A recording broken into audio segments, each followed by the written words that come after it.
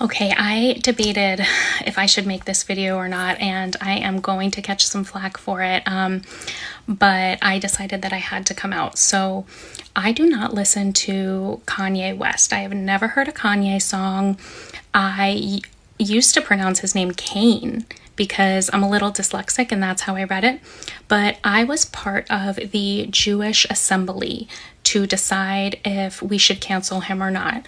By now, you all know what we decided to do, but I thought it could be helpful to tell you a little bit about the process because I don't think a lot of people realize that this is actually a lottery process or almost like a draft. There's a lot of Jews in the world and we're very, very democratic people. So we do it by lottery. If your number gets called, you sit on that deliberation. So there was a deliberation for Shia LaBeouf or Chrissy Teigen. Those were big and being discussed in Jewish circles when those deliberations were happening. My dad actually sat on the deliberation for Marilyn Manson. At that time, that was the closest that I had ever been to that power pinnacle that is the cornerstone of Judaism. Now, there's some things that I'm not allowed to talk about. I am not allowed to disclose the criteria that we use to determine if someone should be canceled or not.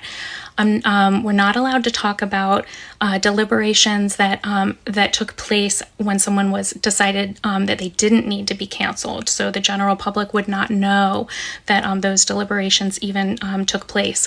I can tell you that if someone is proposed to be uncanceled, the same group of Jews will come back and sit on that second deliberation.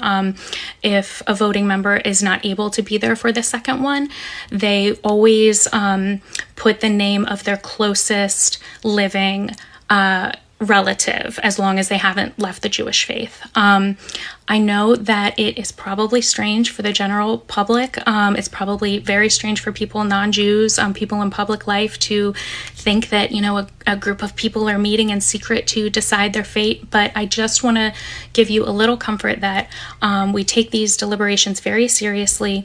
It's actually part of early Jewish education. My son is just 4, and last week at Hebrew school, he had his first mock cancel deliberation, and the whole class deliberated, and they voted to not cancel his classmate.